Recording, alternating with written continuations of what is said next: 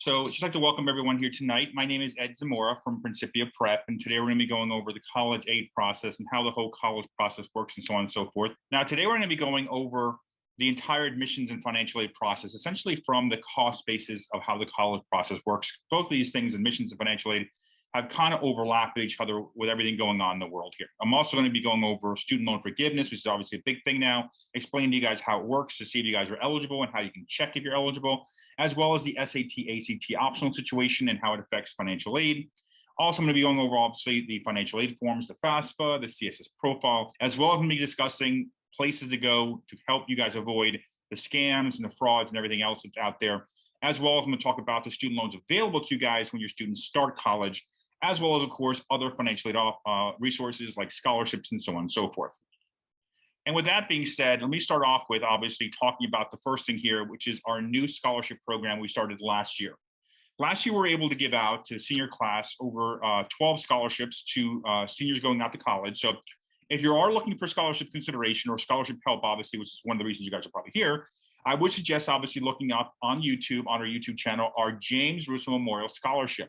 Every scholarship is basically $1,000 we give out to students going off to college. It's only eligible for students in senior year. We are going to basically keep trying to do this every year to help you guys out there, which basically brings me to essentially the way you guys can go to kind of see the James Russo Memorial Scholarship. As you can see here on the screen, if you go to our YouTube channel, all you need to do is go to YouTube, type my name in, Ed Zamora, and you'll be able to see that we have a multitude of different videos out there. We have now, I believe, 175 different college videos out there about basically everything out there. We talk about more in depth the Scarlet Guarantee, which is the free Rutgers tuition. We talk about how to read a financial aid award letter, what should be on there, what should not be on there. We talk about different loan processes. We also talk about appealing scholarships, appealing grants, how to do it properly, how to go out and get more scholarship money, all the websites that matter, which ones don't, how to basically establish interstate residency outside of the states for different colleges to reduce your costs.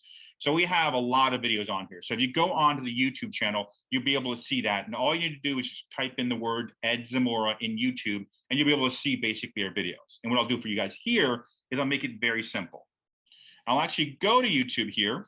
You guys can all see my screen still, correct? If you guys can still see my screen, just raise your hand. Okay, good. So we see here I'm on YouTube. All I need you guys to do is just go here to the address bar, just type in Ed Zamora, like this here, very simple. You click on Ed Zamora, and then what you'll see is it'll pop up basically all the information about our programs and different videos we have. As you can see here, the last video we posted here, by the way, it's our 2-year-old. He's in like every video, if you're wondering. If you can see here, the last video I have is about what seniors should be doing right now. It literally just went up like 2 hours ago. I also talk about student loan fraud and a whole bunch of other things down here. So I have a lot of videos for you guys out there about it, basically everything.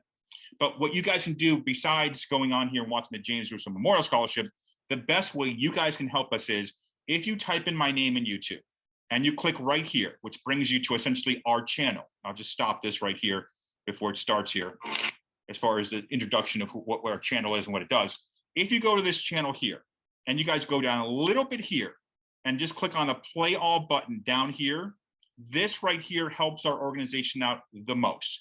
Because the more videos you guys play, the commercials in the videos, that's what pays for the scholarship fund. So if you guys go on and watch any of these different videos we have on here about everything college-related, admissions, financial aid, SAT optional, we have everything on here. If you go on here and watch the videos, if you let the commercials run, I tell parents all the time, if you want, you can basically be like the 80s. You can just let the commercial run and go to the bathroom or go grab a drink, you know, the way we used to do in the 80s when the commercials came on TV. You can, if you do that, just let the commercial run. That's what helps fund the scholarship program. Now, the best way to help us, other than watching the videos for your own content to get more information for you guys and letting the commercial run, is if you go here and press on the play all button, you can just let the videos run. I've had parents call me the next morning, hey, Ed, I watched 60 videos. I watched 70 videos. I know you didn't watch a single video.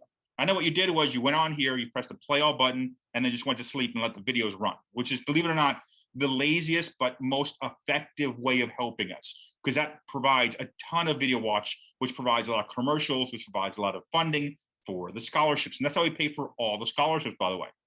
So let me bring it back here, now that I kind of gave you guys an overview of all that.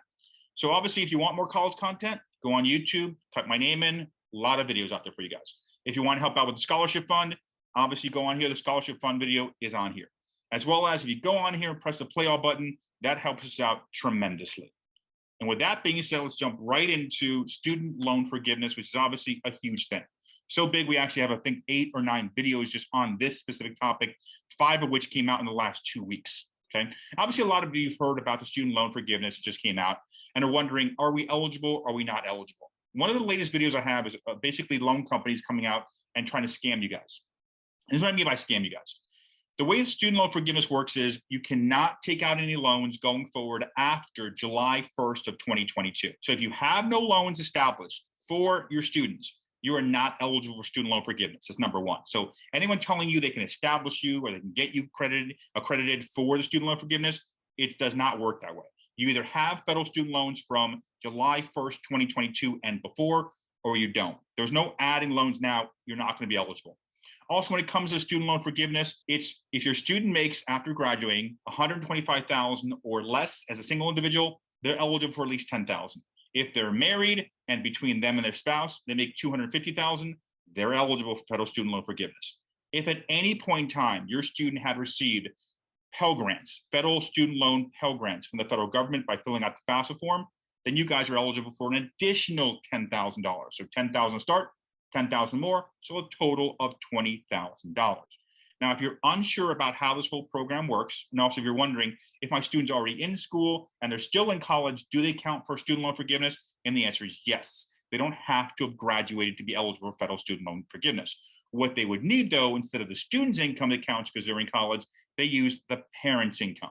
So then your income has to be, as parents, if you're filing together, married, under $250. If you're filing single because you're divorced, widowed, or separated, or never married, then it's the $125 for the parent and below. But if you guys aren't eligible, no one can make you eligible.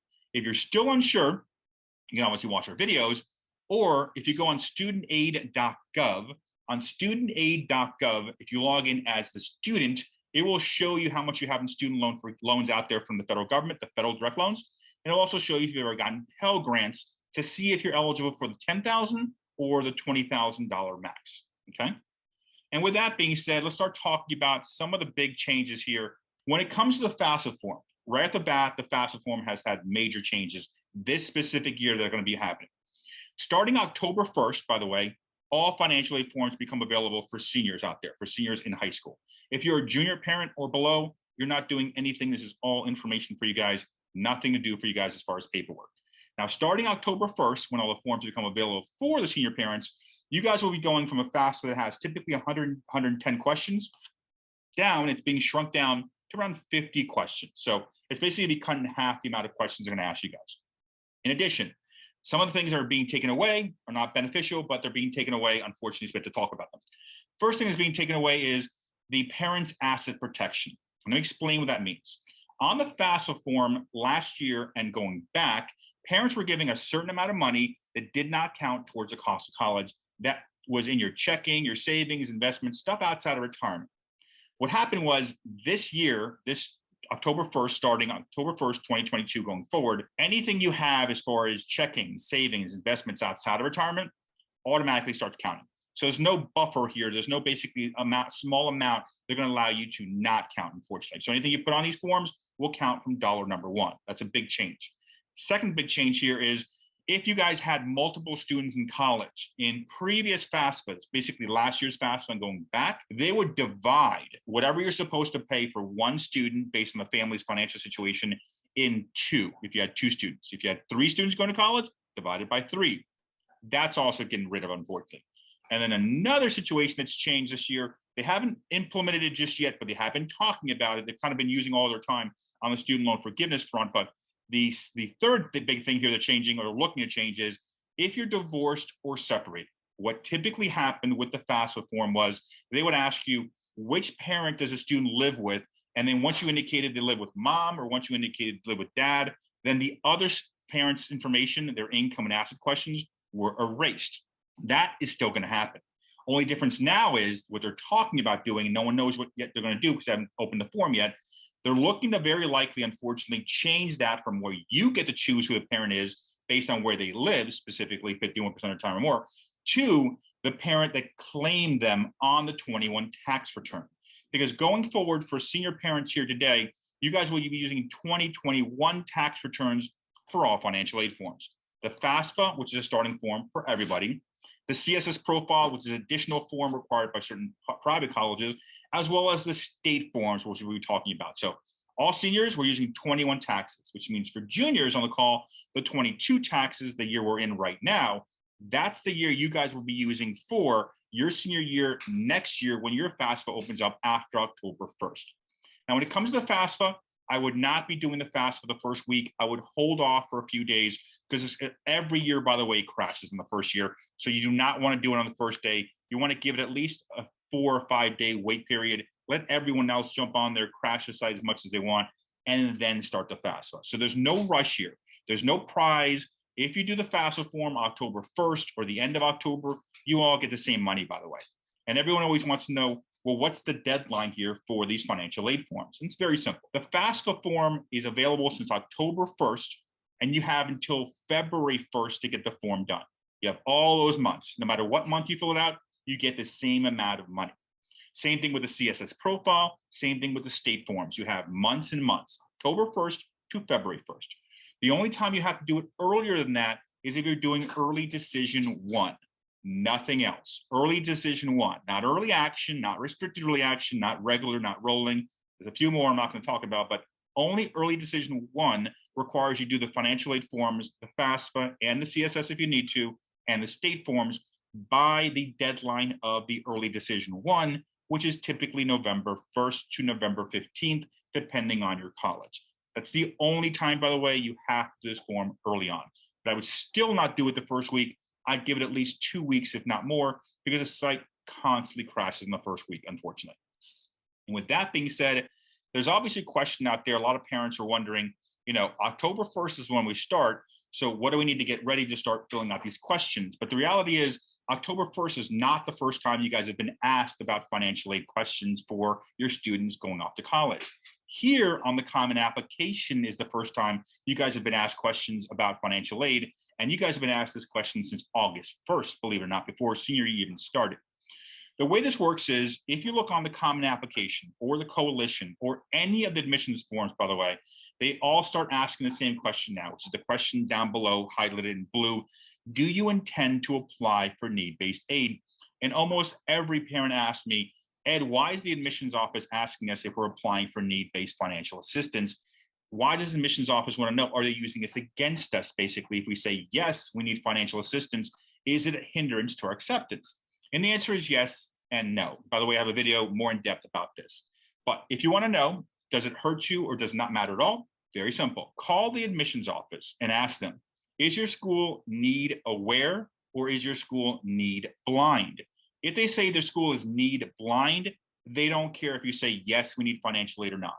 If the school is need aware, they do use your ability to pay for the college as part of the process of accepting you to that university. So it is something to consider in the back of your mind. And of course, there's always a parent ask, well, if we indicate no, we're not going to ask for financial aid, does it help us get in? And the answer in most cases is it does not help you get in, believe it or not, even for the schools that are looking for financial assistance from this perspective. The schools that are need aware are a very small group. You're talking about maybe 2 to 3% of all the colleges out there, over 40,000 plus colleges out there. So you're talking about a handful of colleges to begin with. Number one. Number two, they don't use it automatically up front. So if you're looking to do early decisions somewhere and they say they're need aware, they're not going to just pull your file and say this student wants aid. We're not going to look at them as an option here. Not the way it works. It typically works where they are down to the last couple of spots. Let's say they have 10 spots left. They have 100 students to review. Then they're going to say, no, who's looking for aid, who's not. That's typically when it affects you guys. So it doesn't usually affect you in the front end. So if you are looking for aid, I always tell parents, if you want aid, you need help, ask for the assistance. Do not consider putting no here unless you've done the net price calculator and you know you're not going to get any aid here. Then it's okay to say yes. Then it's okay to say no, we're not applying for aid whatsoever. And I'll show you guys what the net price calculator is in a moment. This is a very important tool you guys will need to utilize throughout this whole process. Which brings us to the SAT, ACT situation. Now, when it comes to SAT, ACT, if your student is considering taking the SAT, ACT optional route, let's call it, for juniors and even for seniors on the call here, the first place I would go is this website right here, fairtest.org. Down below is the entire website link here. you basically take a snapshot if you want of the screen here, obviously. On here, it shows you a list of over now 1,800 SAT, ACT optional colleges, which do not need the SAT or ACT for acceptance into the university. So if you're considering going that as a route, there's still a ton of colleges out there. I know most of the Florida schools have gone back to the SAT, ACT requirement. So has Tennessee and Kentucky and a few other colleges out there. A lot of schools, the whole basically University of California system is staying SAT, ACT optional for another couple of years here. So there are schools out there just in case. There's also high-level schools that were SAT optional before the pandemic, like George Washington, American, Fairfield, Marist, a lot of name brand schools out there. So if you are students not able to score well on a test, I would consider looking at the SAT, ACT optional situation. And this, by the way, in many cases does not hurt your financial aid opportunities for scholarships. Most schools will not use this against you for scholarship consideration if they are SAT, ACT optional and you go SAT, ACT optional. Now, you might be considering, well, will it hurt us admissions-wise? And the answer is also no, it will not. If you don't send the test scores in, it will not hurt you, believe it or not, because the schools have already done this for a couple of years now, and most of them shown that they're still going to bring in the same kind of student, whether you take the SAT or whether you don't take the SAT. Okay, which obviously brings us to the cost of the college. Now, when it comes to the cost of colleges, they've obviously become very expensive, unfortunately. As you can see down here, the average public university, you're looking at a cost of roughly around 20 to 35 grand, all in, by the way, room, board, books, the whole thing. If you're looking at a private school, you're in the 40 to 60 range, and then the elite colleges have now exceeded the $90,000 price tag, believe it or not. It's gone insane as far as a cost perspective is concerned. In fact, if you look here, the average, or I guess the starting price now for a lot of the private universities is 70 to 80,000. That's like the new norm, unfortunately. I know it sounds insane, it's normal, but that's the new normal. As you can see here, for the senior parents and the junior parents, believe it or not, some of these schools, especially the higher end top schools here, the three at top, these schools will be $90,000 or more within the next year or two, because most schools increase the price of their of everything, room, board, costs, attendance, etc., by anywhere from 3 to 6% every year. So obviously a 6% increase to any of the $80,000 colleges will put you pretty close, if not over the $90,000 number. Now, the reason I show you guys these numbers right in the get-go is to basically scare you into two things. Number one, to keep listening to me and watching this webinar here. And number two, to let you know that those schools at the top are also some of the most generous colleges out there. Believe it or not, many of the schools on this list here on the high end, most of the students attending these colleges pay less than 50% of the starting price or the total cost of attendance. So the worst thing you can do, by the way, is look at the cost of the school and assume you can't afford it and then decide not to apply. Don't do that. What you need to do is the homework to figure out, is the college affordable for us as a family? So the starting price in many cases for you guys is irrelevant, to be honest with you. And let me explain to you guys, let me kind of go through how the homework works here. Now, when it comes to the homework, right at the bat, the first thing you guys have to understand is, what is financial aid? And let me break it down for you. Because most families, when they think the words financial aid, they think grants and scholarships, but that's not what financial aid actually means. Financial aid from an institutional, a college person like me who's worked in college, looks at financial aid in 4 categories. Financial aid means scholarships and grants, yes, the free money, but it also means loans and work programs.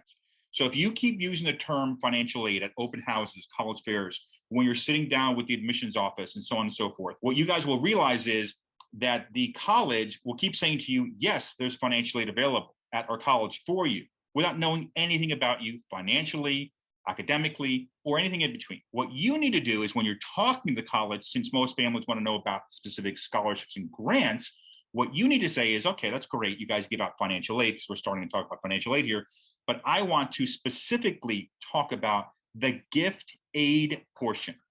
Gift aid means, it's a financial aid term, by the way, for scholarships and grants, which means they cannot talk about, can't basically lump in there, loans or work programs, which is obviously what you want to know about the most, is the grants and the scholarships.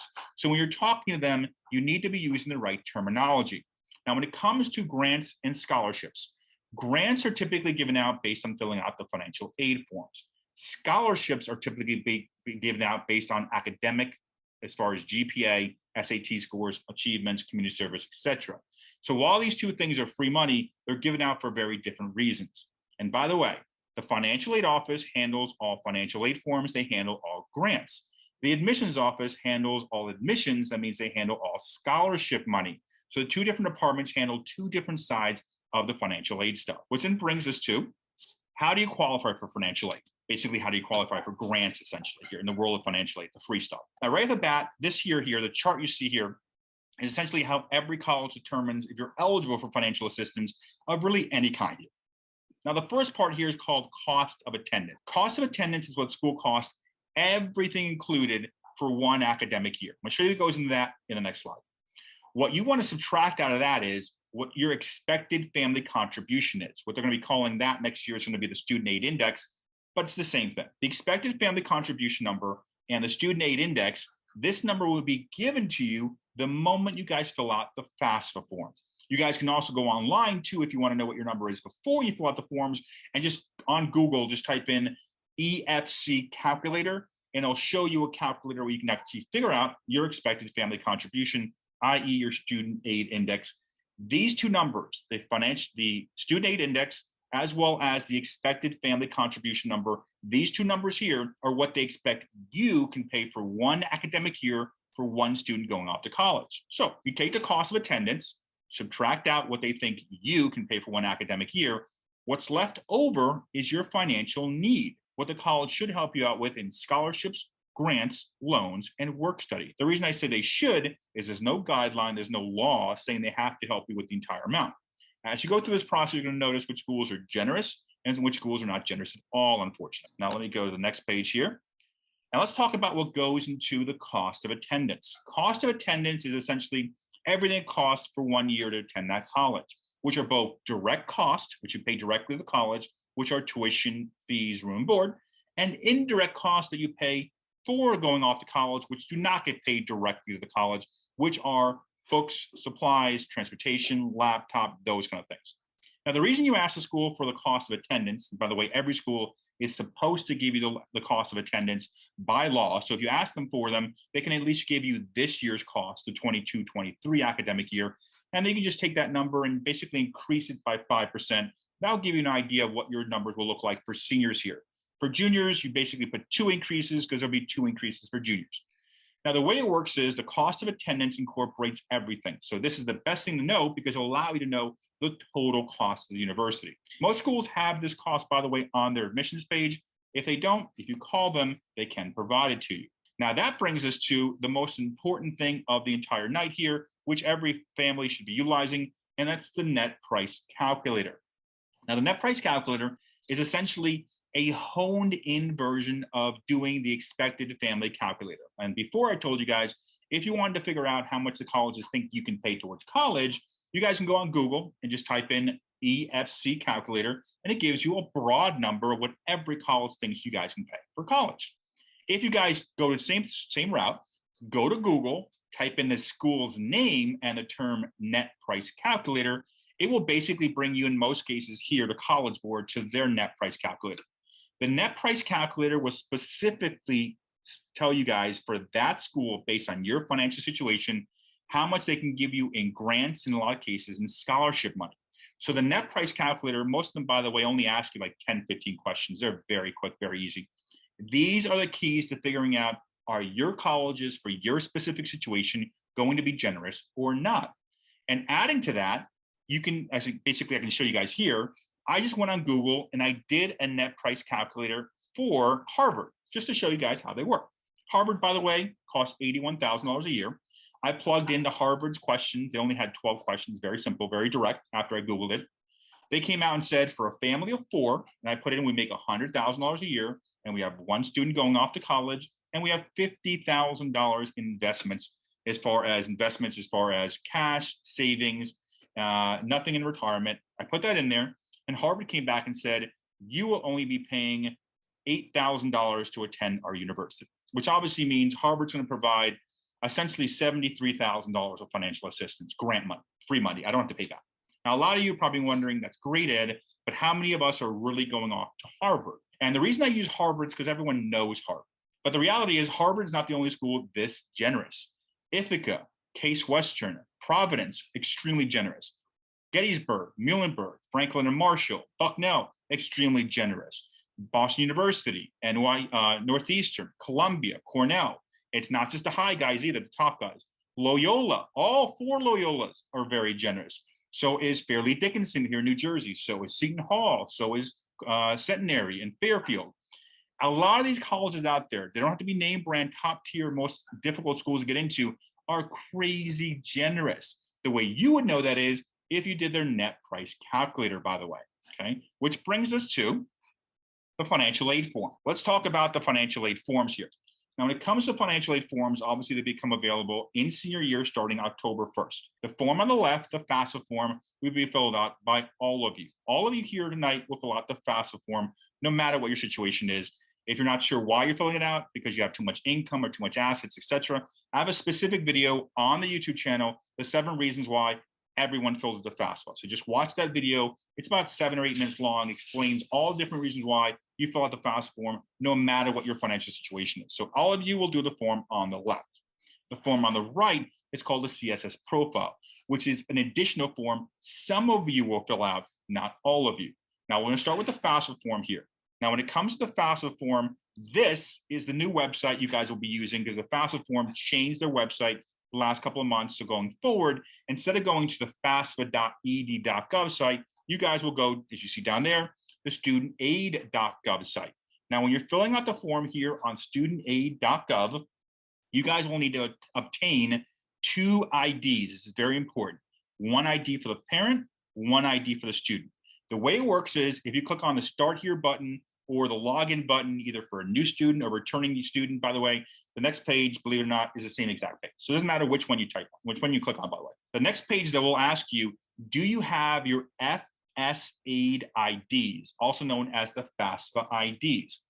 The FAFSA IDs, the FSA IDs, are used per individual, one for the student and one for the parent. The student's ID is used to start the form. So you basically go create the ID and you start the form. The second ID is the parent's ID used to sign and also upload your taxes from the IRS halfway through the student's form. So you guys need 2 IDs, one for the student to start the form, one for the parent to sign the form at the end, as well as upload your taxes. Whether you click on the Start Here button or the Login button, they're both going to ask you the same thing. Do you have the ID? If you don't, let's create one. So it's impossible to miss this step, by the way. Also, if you need help with this, I do have, as you can see here, one of the videos I have is the step-by-step guide on the YouTube channel to create your FSA IDs for your student as well as for the parent. Now, once again, both IDs and the FAFSA form is started and created on the studentaid.gov site. Okay, you need both IDs. Reason why is because halfway through the FAFSA, using the parent's ID, you guys, as you can see here, will be able to, as you see at the bottom, link your taxes from the IRS to the FAFSA form. This is why you guys need to do the 2 IDs. First ID, start the form. Second ID, upload your taxes, and then both IDs are used at the end of the FAFSA to sign your FAFSA forms. Okay. What counts in the FAFSA and what doesn't count in the FAFSA? Right at the bat, your primary home does not count on the FAFSA form. Your primary home, where you live, is not asked for on the FAFSA as far as your equity. What also does not count is your retirement assets, as far as your 401ks, your IRAs, your Roths, and so on and so forth, your 403bs. These do not go on the FAFSA form. There is one question in the FAFSA form. This is where the issue pops up. The one question will ask you, how much did you contribute to your retirement account last year? That question is asking you how much you put into your 401k last year. So if you put in 4,000 and you have 100,000 in your 401k total, you don't put on the FAFSA, you have 100k. You put on the FAFSA the 4,000 bucks you put into the 401k, that's it. So your contribution, not your total here, okay? Now, when it comes to the FAFSA form, they will count your checking, your savings, your investments outside of retirement. They're also going to count any second properties you have, rental properties or land or these kind of items. Anything secondary option as far as property counts. Now, what they will not count is your business. If you have less than 100 employees, so if you have 100 employees or less, they will not count your business here. So obviously you have 10 employees, 20 employees, you have a couple trucks and inventory. None of your company here counts, by the way. Okay. Now, when it comes to 529 plans, the college savings plans, what does count is basically any college savings you have. UTMAs, UGMAs, 529s, the for benefits, the principals for benefit programs, all of these things, estate plans, the NJ Best, all of these things count when it comes to the FAFSA form. Now you put all the college savings assets if the parent is the principal and the student's a beneficiary in this parent section of the financial aid forms. If the grandparent, the uncle, the aunt, etc., are the principal of that asset, the 529 plan, your student's a beneficiary, these plans do not count. They only count is if the if the parent is the principal. If anybody else is the principal, you do not put these things on here because it doesn't belong to the beneficiary. So if your student's a beneficiary, it's not their 529. It's the other person, the principal, the grandparent's 529. And on the FAFSA, there's no section for grandparent assets or uncles or aunts. So these accounts do not go on these forms, by the way, okay? Which brings us to the tax year. When you're doing the tax information, they're gonna ask you for the adjusted gross income. That's the income they're looking at for the taxes, which is line 11, by the way, on your tax returns for 2021, okay? Let's see here, let's go to the next page here, and I'll address this here. Let's go over the expected family contribution, also known as the student aid index.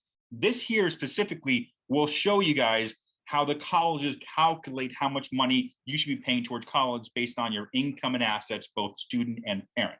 There's 4 parts to this. I'm gonna go through this. You don't have to do this exactly this way, by the way, because you guys can just Google expected family contribution or student aid indexes calculator as well. But I go through it to show you guys how they come up with your numbers. Starting from the bottom and working our way out. Student assets. Any money in the student's name, they want 20% of it right at the top to go towards the cost of college. So if you put on here, your student has, let's say $1,000 in a checking account, right at the bat, 20% of that, or $200, is going to count as part 1 of the 4 parts added together of how much you can pay towards the cost of college. Part number 2, students' income. Students are allowed to make up to $7,600. That means that they made less than $7,600, none of it counts. If they made anything over $7,600, every dollar over that amount counts at 50 cents on the dollar. So they do tax the student pretty heavily when it comes to paying for the college cost. Part number 3, parents' assets. Remember, once again, your primary home doesn't count. Your retirement assets do not count. So everything else, your checking, your savings, investments outside of retirement, secondary homes, etc., that's what they're talking about here. They count all those assets starting at 5.6% because there's no more asset protection anymore, okay? And that brings us to part number 4, parents' income. When it comes to parents' income, it's basically a sliding scale. The more that you make, the more they expect you to pay towards the cost of college. Now, you're probably wondering, are we in the 20%? Are we in the 45%? How does this work? And once again, they're looking at your adjusted gross income. Now, when it comes to your adjusted gross income, for families that have an income of $50,000 to $200,000, 50 grand to 200 grand, they're looking at you guys to pay roughly 22% of your income. Once you go over the 200,000, you guys are in that boat where they start increasing the percentages. Now, if you want to figure out what your number is, obviously just go on Google and do the EFC calculators, or even better yet, do the net price calculators for specific to the colleges you guys are considering, because they add these 4 parts together, and that's how they come up with your expected family contribution, the amount they expect you to pay towards the cost of college. Now, let's talk about the state stuff for you guys here in New York.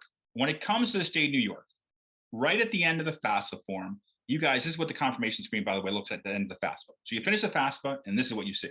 Now, obviously, I took out all the students' private information. I can't show you that, but on the right, you see there, it says start your state form. In New York, you guys do have a state form you have to fill out for state aid. For TAP, which is Tuition Assistance Program, grants, which is grants from the state of New York, which can go up to $5,665. You have Excelsior, which is if you make $125,000 or less of adjusted gross income, you can get tuition-free education at SUNY or CUNY schools. Hopefully, they're going to keep that going.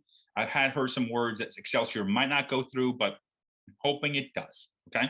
3, this also makes you available for SEEK, as well as EOF and EOP programs, which basically also help you pay for the college education. So once you finish the FAFSA, you will all, regardless if the SUNY or New York schools, state or New York City are at the bottom of your list, you will all click on that box, then start the New York stuff.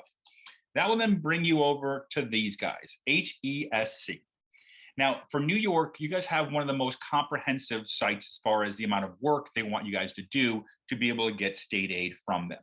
Most state sites only ask you 1, 2, maybe 10, 15 top questions. That's it. The state of New York will ask you about 70 questions in addition to the FAFSA questions you already answered.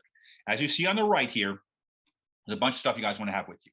Your driver's license, the student's social birthday information as well, which you already should have with you when you're filling out the FAFSA, but stuff to have with you. They're also going to ask you specific information about your New York State tax return, which the FAFSA does not. So for the HESC paperwork you'll be doing right after the FAFSA form, you will need your state of New York tax return because they're going to ask you to pull lines directly from the state of New York tax return. And obviously, these things are very important for the programs I just mentioned to make you eligible for state grants, to make you eligible for Excelsior, and a bunch of other stuff in the mix. So you want to make sure to not just do the FAFSA, but at the end on the confirmation page, do not forget to click that box. If you do, you can't go back in and do it again. You got to wait basically 5 business days before you can go on the HESC site to then fill out the information and then start on the 70+ questions again. Okay, so better if you do it right from the FAFSA site so it kind of connects it all together for you guys, making it very easy. Okay, now let's talk about the next form you guys will be looking to fill out, which is the CSS profile form. The CSS profile form is filled out by some colleges, not all of them. If you want to figure out, do I have to do the FAFSA and the CSS, or do I just have to do the FAFSA form and that's it? Very simple. Number 1, call the school's financial aid office and ask them, which financial aid forms do you need and when do you need them by? Or number 2, go right here to College Board. On College Board, this right here, the account your students set up for the SATs and their PSATs, as well as their AP classes and everything else, here is where you guys can go to fill out the CSS profile form. So if you go on here, it will actually show you a list of every school that requires a CSS profile and which schools do not, obviously the ones that are not on that list. So if you don't see your school on here, you don't have to fill it out. Now, when you're filling out the CSS profile form, it's vastly different than the FAFSA form. Right at the bat, both forms use your 21 tax information, but there are big differences. Right at the bat, FAFSA form, 50, 60 questions. CSS profile starting 400 starting questions, believe it or not. So a lot more questions. They want to know about your retirement assets. They want to know about your house, when you bought it, how much it's worth, how much you owe, how much you pay each month. They go very in depth with their questions. So if you have to fill out both forms, because the school requires both forms, it's the only way of getting financial aid from them, by the way, so you can't just do one to get financial assistance. If you have to fill out both forms and you get overwhelmed, there are save buttons on both forms. Do not rush. Hit the save button and then come back. Do not rush. There's no need to rush here. You have plenty of time to get this thing done.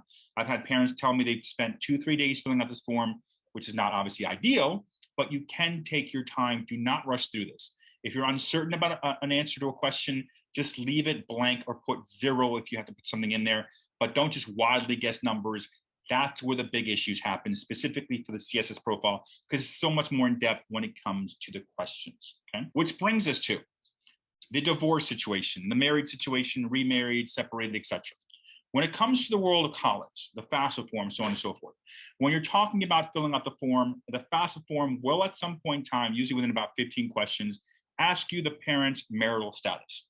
Once you indicate the parent is divorced or separated, it's automatically going to ask you guys, who does a student live with 51% of the time or more? That's a standard question they've had in the past. We haven't heard yet if they're going to change it yet, but it is in the wind out there that they're going to change it to who claim the student. But until they do that, hopefully they don't, because obviously you get to choose if you say where the student lives 51% of the time or more. It's more beneficial for you guys to be able to choose which parent you want to use. Now, once you indicate that they live with mom or they live with dad, whoever it may be, that automatically erases the questions for the other parent. They're not going to be asked these questions about income or assets. Now, we're still kind of in a holding pattern to see which one they're going to choose, but that's where we are right now. They're either going to, A, in the past, like they haven't before, let you choose which parent you want to use, or B, it's going to be the parent that claims a student going forward, because they have indicated they want to use the IRS indication, the IRS definition of it, which is who claims the student on taxes. So kind of a holding pattern here, but hopefully they'll give us information about this soon enough. Now, let's just say that you are married, or if you're remarried. If you're remarried, stepmom, stepdads, etc., your information goes on all these forms, FAFSA and CSS. They want to know about all your information, unfortunately. So whether you've been married a day, a week, 10 years, whether you adopted a student, whether you didn't, whether you support the student or not, the schools do not care. If you're remarried, the step parent information goes on the forms. Unfortunately, it's just the way the system works. Which brings us to the multiple students in college and how it works on the financial aid. When it comes to multiple students in college, the way it works is very simple. In the past, the FAFSA form, because this year they're changing it, as I mentioned before, in the past, the FAFSA form would basically say, if you had one student going to college and you were paying X amount of dollars, and then you had a second student going to college or two at the same time, you were still paying the same amount of assets, income-wise, towards the cost of college. Let me explain to you how it works. So student one went off to college. You fill out the FAFSA form. The FAFSA form says you guys can pay $20,000. The school costs $35,000 a year, which means you have $15,000 of financial aid space here. Then year two comes around, or the same year, you have two students going into college. You fill out both their FAFSA forms, because the FAFSA forms, by the way, are student specific. So if you have two students going off, you're filling out two FAFSAs. For these two students, they both went to, let's say, $35,000 colleges, just to make the math easy, obviously. Doesn't mean they have to go to the same school, because they don't. What would happen is you were still looked upon to pay the same $20,000. Only difference is you're paying $10,000 for student one and $10,000 for student two. That's the way they would work this, by the way. Okay, which basically means you had more financial aid space for each student specifically. The FAFSA form is getting rid of that. So whether you have one student in school or two or three, and that one student said you can pay 20, you're paying student one 20,000 plus student two 20,000, and so on and so forth. Now, obviously, this is a big deal for a lot of families out there, especially if you're looking at FAFSA only schools. But the reality is it's not that big of a deal, because what did not change was the school's way of doing this, because there's three people giving you financial aid, by the way: the federal government, the state, and the college. The college, by the way, is the one that gives out the most financial assistance for a need based on you individually as far as a family concerned. The FAFSA form, typically for this kind of situation, if you had an income of, let's call it 70,000 or more, the FAFSA form would not give you any grant money anyways. Even if you had two kids in college at 70,000 or above, the FAFSA would give you like $1,200 each student. So the reality is the FAFSA doesn't affect you as much as many people think it does. It's not beneficial, obviously, but it's the school you need to figure out. How generous are they? Because most of the generous colleges I talked about in the beginning, the $70,000, $80,000 very expensive schools, they give out a ton of money. They're not following this format of not counting multiple students in school. They're going to follow it, which means they give you guys more discounts. So obviously doing the net price calculators are very important for you guys. Which brings us to frequently made errors on the financial aid forms. The top 4 errors every year are very simple. These are the ones you have to avoid: first name, last name, social, and birthday. If you can avoid these 4 errors, you guys are golden. These are the 4 errors that delay everything. The rest of the errors, as far as you put the wrong address or wrong email, those don't matter. It's these 4 that will stop the FAFSA form from being processed, as well as CSS profile and the Common App and everything else from being processed. So you want to make sure first name, last name, social, and birthday are correct, and you're fine going forward as far as the errors on the forms are concerned. Which brings us to the scams, the pitfalls, and the things you guys need to avoid. When it comes to scams, there's a lot of them out there. And now with the student loan forgiveness stuff and everything else, there's even more scams out there. So I tell parents all the time, this is the website you need to go to know everything out there and to avoid it. If you look down below, studentaid.gov resources/scams, I have the link. You guys want to take a screenshot here of the website you guys should go to, which will explain all the different scams and frauds out there: scholarship fraud, grant fraud, student loan frauds and scams, so you guys can help avoid it. One of the best things the U.S. Department of Education does is helping you guys avoid the scams and frauds, believe it or not. This website here also has a phone number you can call to see if you've already done something, if you've been scammed or not. So if I were you guys, I would definitely be going here. It's a great website, great place to go to avoid these issues. Which brings us to, after the financial aid forms are in, after your admissions forms are in, you guys will start receiving these right here called the financial aid award letters. The financial aid award letters are essentially what the school is willing to offer you to attend that university. Now, once you get the financial aid award letters, this is when you guys can start appealing. I guess negotiating is what a lot of people call it nowadays, where you guys can ask more money, basically. Now, the way negotiations work is very simple. Once you have the first letter showing you guys what you guys have been offered from the college you want to go to. If you've been accepted to another college and they're offering you more grants and scholarships, very simple. You go back to school A and say, this is where we want to go. This is the school of our choice, number one school. We just want to make you aware that you guys gave us a $10,000 grant or scholarship. But school B here, another school we're considering, is giving us $20,000 in grants and scholarships. Can you guys match the $20,000 number? That's what you want to do. You want to start, by the way, with can you match it? You never go in there going, can we split the difference? You want to see first what they come back with when you say, can you guys match the number? That's the goal here. If they can match the number, obviously, then you guys are golden. If they can't, the other aspect is they might come back and say, we can't match the number, but can we meet in the middle at 15,000? That's why you don't want to meet in the middle to begin with, because you might kind of undercut yourself without even realizing it, okay? Now I tell parents all the time, you need to negotiate with all the colleges you're interested in, specifically the top 3. So if you're applying to 15 schools, you don't negotiate with 15 schools. You're just wasting everybody's time because you're not going to 15 colleges. You negotiate with your top 3 schools to see what they can do to maximize the aid before you start. That's the goal, is always to maximize the aid before you start the college, okay? Which brings us to student loan options for you guys. Now, right at the top, once you guys fill out the FAFSA form, your students are automatically eligible for federal student loans of $5,500. For most of you guys out there, the student loans are breaking into 2 categories. Just by filling out the FAFSA, they automatically offer them loans. They don't have to take it, but they offer it to them. Of the $5,500, $3,500 of it is interest-free because it's subsidized. The government's paying the interest on that loan for your student. The other $2,000 of the $5,500 is unsubsidized, which means the interest is growing on that loan. You can elect to take both loans or say no to both loans or just say yes to the interest-free loan. It's up to you. The federal direct loans are only in the student's name, so the parent has nothing to do with them. They're paid back 6 months after the student graduates over a 10-year standard repayment. They can actually extend the loan payments, believe it or not, to almost over 25 years in many cases if there's any hardships or issues through using deferments or forbearance or hardships to be able to keep extending the loan out for you guys, just in case there's anything financially issue-wise you guys are dealing with. Then, of course, the next level, if $5,500 is not enough, you guys also have Parent Plus loans available through the U.S. Department of Education. Now, Parent Plus loans are probably the last place I'm looking to go for loans, by the way, because Parent Plus loans have an interest rate of over 7.5%. So very high, even for the environment we find ourselves in. So I would be looking at, instead of the private lenders, by the way, if you guys are looking for loans, I would be looking at New Jersey class loans right now, because they have interest rates starting at 2.99%, the cheapest options out there. Now, when it comes to student loans, by the way, you guys don't apply for any student loans, by the way, until July. So until your students are accepted, going to college, you deposited everything else, basically a month before you guys are sending them off over there, that's when you guys do the loan stuff. Because the loans basically have 90-day credit windows. So if you apply for the loan too early, they expire. Kind of like the same thing with the mortgage, you get pre-approved, you got 90 days to find a house and close. Same thing with the student loans. You want to do this in July at the earliest, no earlier than that, or else the loan will basically expire. Which brings us to our newsletter. Our newsletter goes out every month. Some of you already signed up for the newsletter through the through the registration for the app for the Zoom meeting here.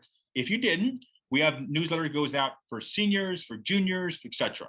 If you want to know exactly what to do every month, just sign up for our newsletter. I'll give you my email address at the end here. Send me an email, and I'll basically send you guys a newsletter every month talking about everything. We talk about admissions, financial aid. We talk about testing. We talk about the whole gamut here. So if you want the newsletter, just sign up for it, and I'll send it out to you guys via email. As well as, let's talk about the important links here today.